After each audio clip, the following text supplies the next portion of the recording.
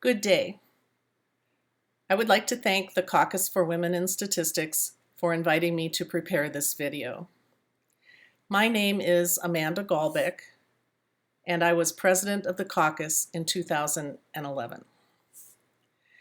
At the time that I was president, the most pressing issue for the Caucus was the issue of survival of the organization.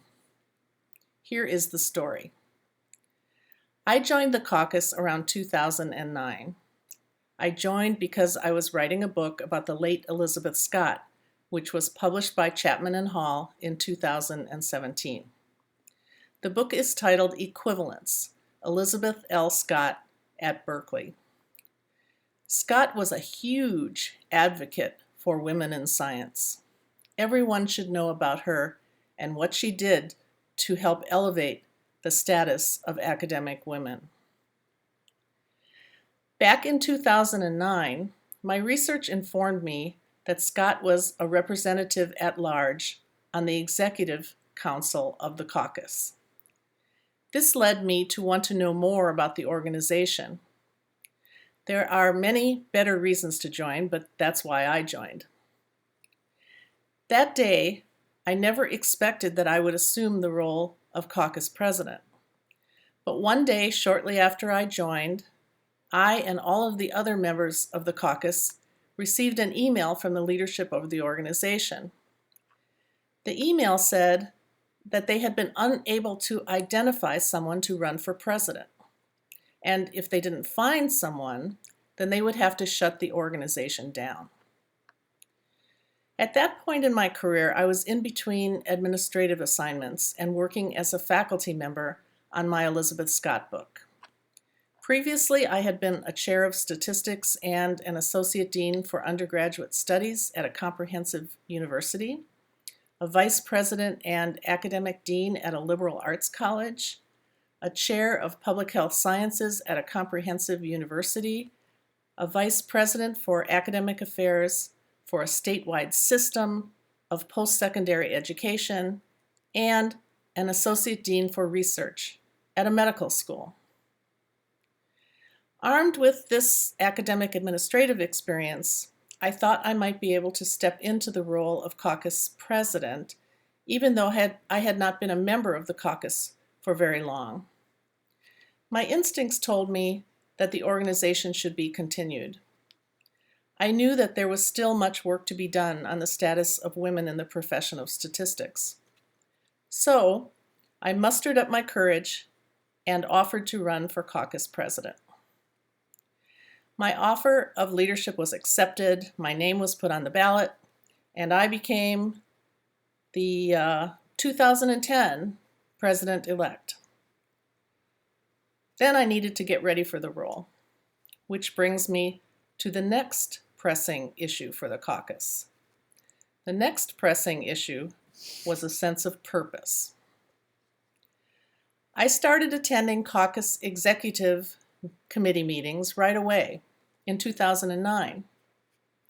I was surprised to hear questions being raised in these meetings like, what was the purpose of the Caucus?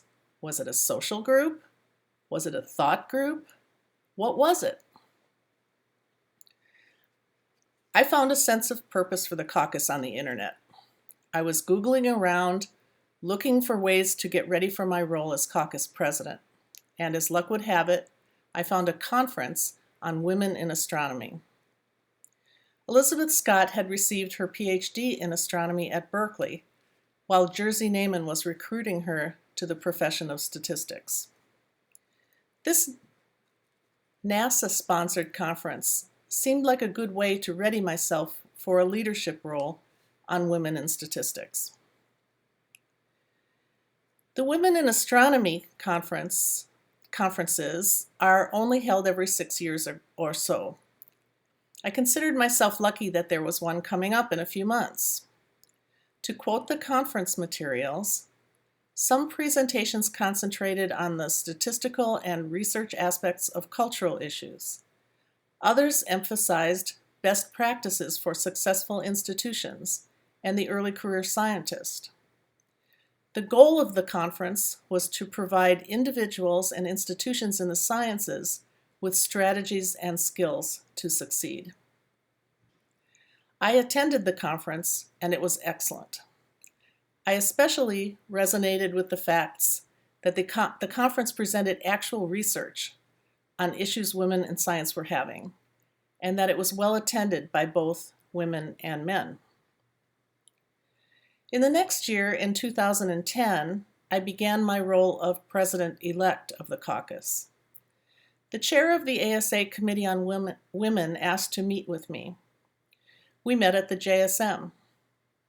She asked me if I had any ideas about a project that the caucus and the Committee on Women could work on together. I remembered the Conference on Women in Astronomy, and I suggested that we work together on a conference on women in statistics. Now, other disciplines like astronomy, computer science, and mathematics already had conferences on women in their disciplines. But this would be the first ever conference on women in the profession of statistics. My vision was that it would bring together statisticians from government, academics, and business and industry.